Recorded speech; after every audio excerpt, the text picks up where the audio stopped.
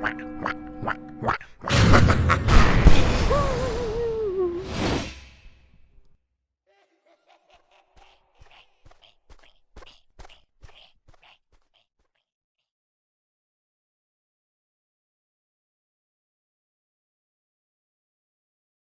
Delectable History of Food in Ancient Egypt. Introduction to the Ancient Egyptian Diet. Interestingly enough, the world's oldest known payslip, a 5,000-year-old cuneiform tablet from Mesopotamia, depicts how workers were paid in beer rather than money. And coming to ancient Egypt, from the near-contemporary period, we also know of Egyptian workers being paid in rations of beer during the grand construction project of the Great Pyramid of Giza. Now, of course, beyond just beer, much of the populace of ancient Egypt was fostered by the Nile River. This translated to the annual flooding of the river, which resulted in the yearly deposit of the nutrient-rich black fertile soil covering much of the delta. Consequently, most ancient Egyptians were uniquely blessed with an abundance of crops, vegetables, and fauna, which, in turn, led to a vibrant cuisine and diet reflective of the fertility of the Nile Valley. To that end, in this article, we will aim to cover the wide array of ancient Egyptian food items, ranging from common vegetables to exquisite wild game. And historically, researchers have been able to form credible notions, hypotheses about ancient Egyptian cuisine via the depictions of numerous food items on tomb paintings and even archaeological findings inside tombs and temples.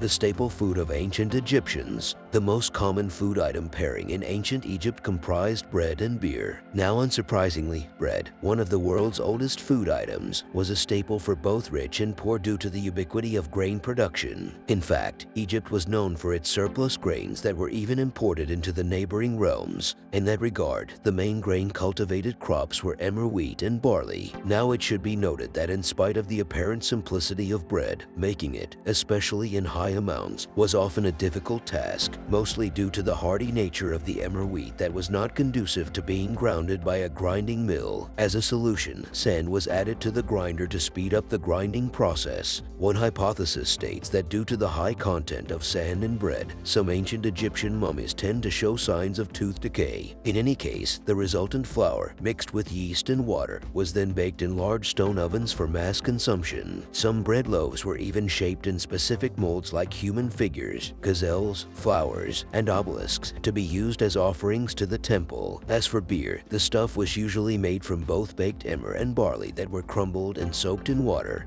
and then fermented inside large vats. In fact, we can ascertain from ancient logbooks that around 4 liters of beer were assigned daily to individual laborers working on the Great Pyramid, which suggests its popularity as a common drink. However, it should be noted that beer, in the ancient world, was consumed as gruel or porridge, as opposed to a light drink, so it formed an important part of the daily quota of nutrition for ancient Egyptians. Some of the later ancient Egyptian beer varieties possibly even involved the use of dates as an exotic ingredient, vegetables, poultry, and fish. Now, beyond bread and beer, the ancient Egyptians did consume their fair share of fresh vegetables, including scallions, onions, leeks, lettuces, cucumbers, radishes, cabbages, turnips, melons, and even papyrus stalks. And given the rarity of spices in common Egyptian households, stews were often infused with celery to bring out the flavors, and by virtue of its medicinal properties, researchers have pointed out how ancient Egyptians loved garlic. As for their protein needs, the ancient Egyptians were known to eat peas, beans, lentils, and chickpeas. Some of these were possibly even eaten raw, especially in the southern part of Egypt. But the main forms of food preparation usually entailed boiling, stewing, roasting, and baking. Interestingly, meat, especially red meat, was not a regular fare for most of the ordinary and poorer folks. Instead, they might have relied on hunting or raising poultry like ducks, geese, quails, purple gallinule, European coot, and even doves, pelicans, and ostriches. Unsurprisingly, eggs from many of the poultry were also eaten quite regularly. And lastly, while available in relative abundance, fish and its consumption in ancient Egypt is sometimes debated in academic circles. A theory suggests how some of the fish species were possibly considered sacred and thus prohibited from being eaten.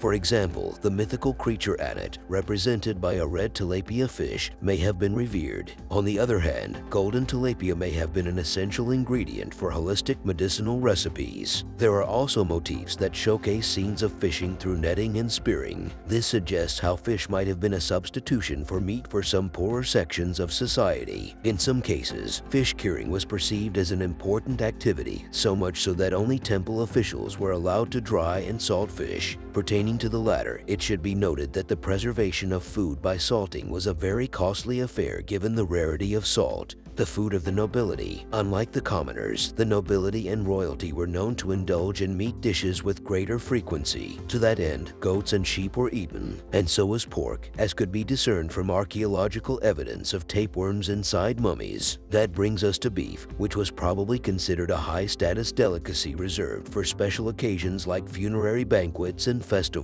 The ancient Egyptians might have even recognized around 30 cuts of beef, with the foreleg perceived as the choicest cut, usually reserved for the departed inside the tombs. Beef rations were possibly also doled out to the laborers working for the construction of the Great Pyramid during the Old Kingdom period. In addition, the pharaohs and their noble retinues were known for their penchant for hunting. The game included animals like wild gazelles, cranes, hippos, and even hedgehogs. Pertaining to the latter, hedgehogs were entirely baked in clay, so when the cooking was done, the encasing of the clay was cracked open, which allowed the prickly spikes to come off. And like the commoners, the elite also partook in the more readily available poultry meat. And interestingly, the ancient Egyptians invented flavorful foie gras. To that end, the controversial technique of gavage, which entails forcibly cramming food into the mouths of geese and ducks, dates from circa 25 OBC. The evidence of such practices can be discerned from a burial chamber bas-relief in the Saqqara necropolis that depicts workers force-feeding poultry animals with food pellets. Talking of flavorful food, the ancient Egyptians, especially the richer sections of the society, were known to have used herbs and imported spices like dill, coriander seeds, mustard, thyme, marjoram, and cinnamon. Some special dishes were also flavored or fried with animal fat that was resourcefully stored inside glass jars. Furthermore, oils derived from radish seeds, safflower, and sesame were employed in cooking. Lastly, affluent families had access to their fair share of good quality dairy products like butter and cheese. For example, the Tomb of Toms, dating from the 13th century BC, revealed the world's oldest known solid cheese specimen, found inside a fabric-covered jar. Milk was possibly sourced from cows, goats, and even donkeys, as prescribed for medicinal purposes. The dessert and wine table. Unlike the year-round availability of fresh vegetables, fruits were more seasonal in nature, thus making them more exclusive. Therefore, what we identify as the most common fruit, like grapes, figs, and dates, were mostly consumed as desserts by the privileged class of ancient Egyptians, like priests and nobles. Interestingly, the New Kingdom tomb of Tutankhamun also revealed dates, dumb palm fruits, pomegranates, juniper berries, jujube fruits, and almonds. Some of these, like almonds and berries, were imported from foreign realms,